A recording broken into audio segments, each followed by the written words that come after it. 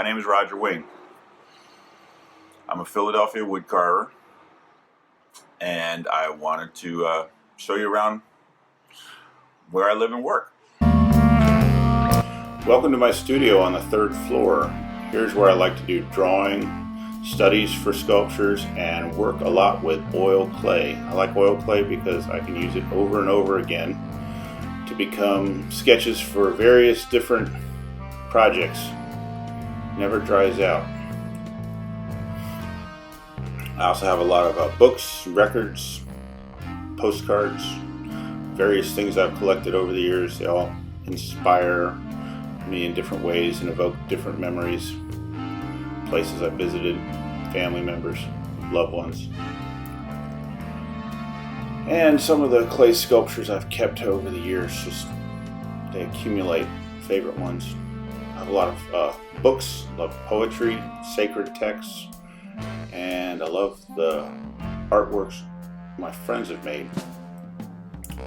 Our house is from the 1860s, and for 50 years it was the home of Harry Safarbi, who walked these very stairs to and from his painting studio on the 3rd floor. And his painting now hangs in the Barnes Foundation. The house has come together from furniture that we've trash picked and pieces of furniture left to us by ancestors. My art book collection is a combination of pretty much 3 different individuals' collections, now all amassed in my possession. Here's our dog Atlas. Take a bow, Atlas, you're a superstar. That's right, he is. So around the house are various wood carvings. Wood is my main medium. I love all things wood, but especially the natural qualities and irregularities of wood. These are some small carvings that I've done, and each piece is done from a different species of tree and has different characteristics and has inspired what it eventually turned into.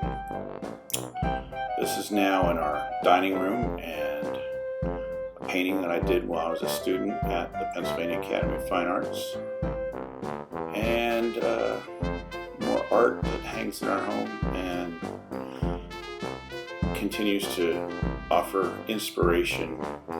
And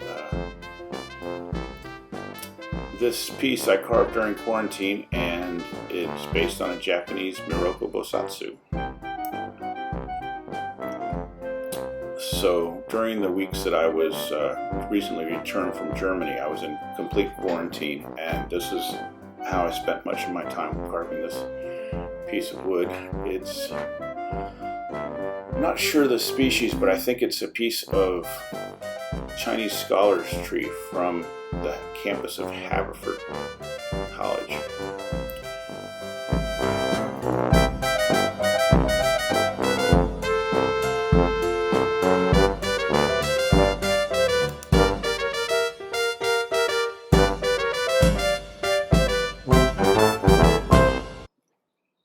I'm really grateful, especially during this time of pandemic, to have a house with space and a side yard. It's a space where we can grow plants, flowers, show my outdoor sculptures, collect materials, and just generally commune with the non-human world.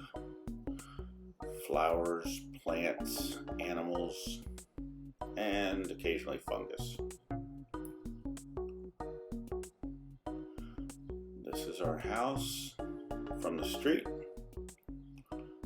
A pair of stray cats live in our yard. This gray one we call Kiwi, and her friend is EG. And a front porch is very, very all-purpose now in the summertime and quarantine. I can work outside. This is a new carving made of Spanish cedar and an offcut of wood given to me by the sculptor Joe Bryan. And now we're at the studio, 40th and Westminster.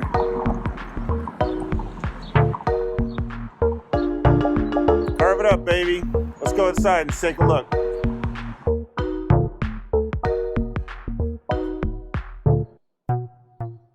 This is inside the studio.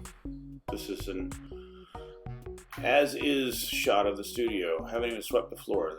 Let the chips fall where they may. This is the studio after a bit of arranging and sweeping up.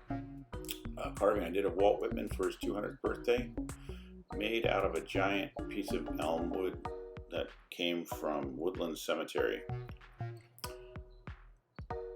Made in time for Whitman's 200th birthday. This is a brand new piece, carved from a piece of ash. It was an offcut from a tree carving I did out in Rose Valley, a tree that fell to the emerald ash borer. It's a beautiful wood to work with. I'm also carving a black cherry piece. This tree came from Fairmount Park in front of Smith Playhouse, and it's a snowy owl that will, upon completion, go and be part of a collection in Dallas, Texas.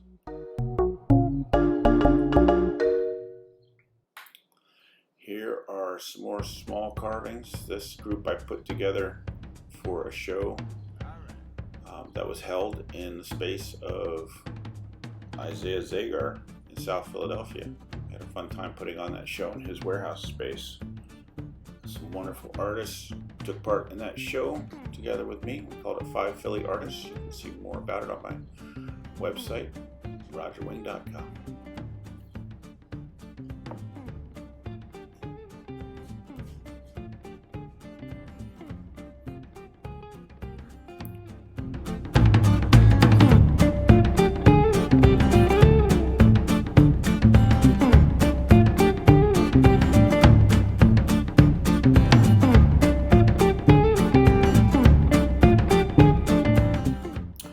Also carve many large tree trunks still rooted in the ground, including this giraffe pair in Penn Valley. In Wynwood, I carved this London plane tree. You can see my good buddy, late Joe Bremen, helping me out on this piece, providing some of this soundtrack.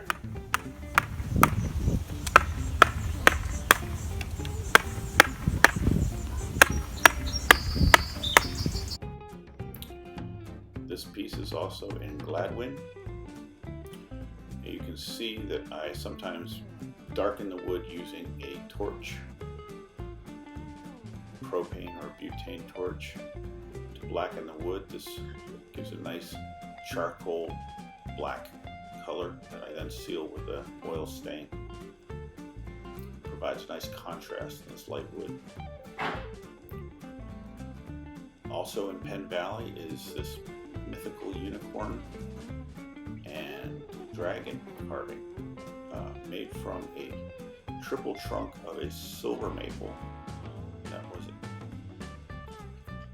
And then this is the ash tree in Rose Valley, and very grateful for the clients who had me back to do a second carving from a second ash tree.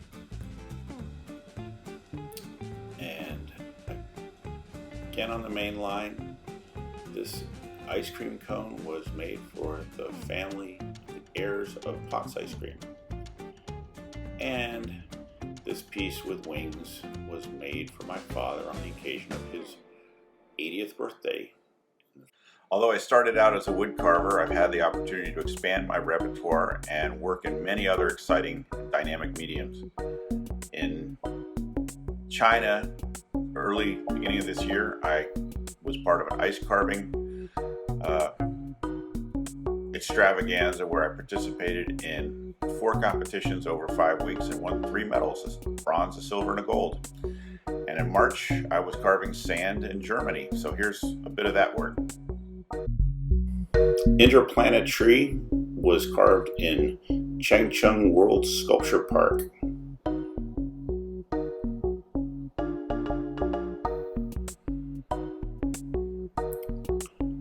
I was invited back the second time this year in January, and I carved with a team from Singapore a piece that we call Ghost Forest, showing 2 orangutans hanging for dear life in their decimated forest.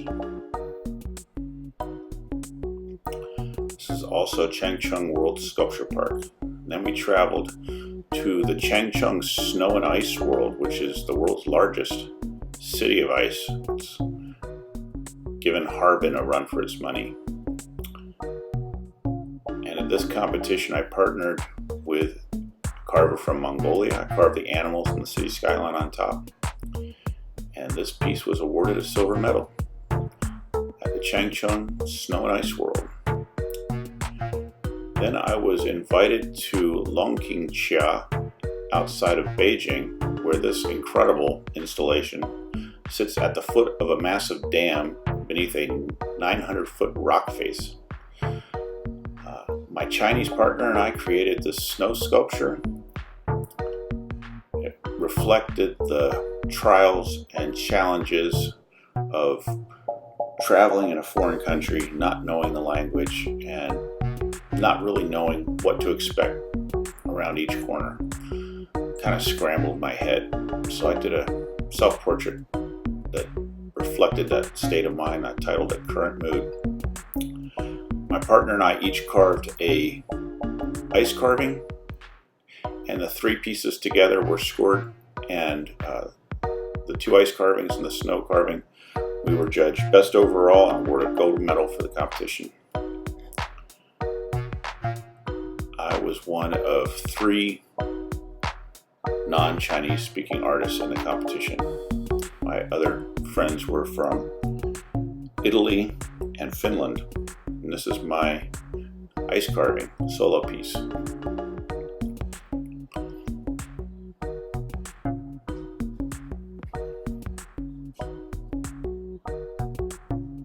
At this point, I was just carving for myself, not caring about what anybody else was thinking. And here is a piece I made the previous year in Harbin at a hotel spa, new construction, and I wanted to represent Native American art.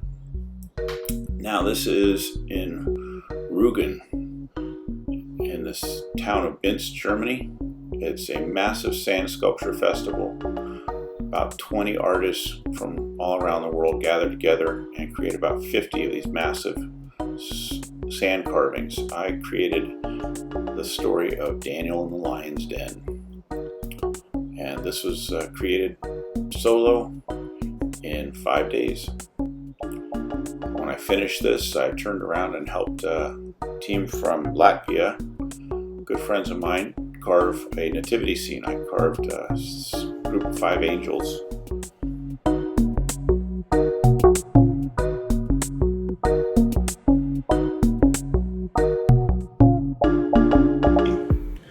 So thank you for watching this video. I hope you saw some interesting, exciting, inspiring things, and check out my website, rogerwing.com. See more of my work, and feel free to get in touch with me, and we can share the love of sculpture.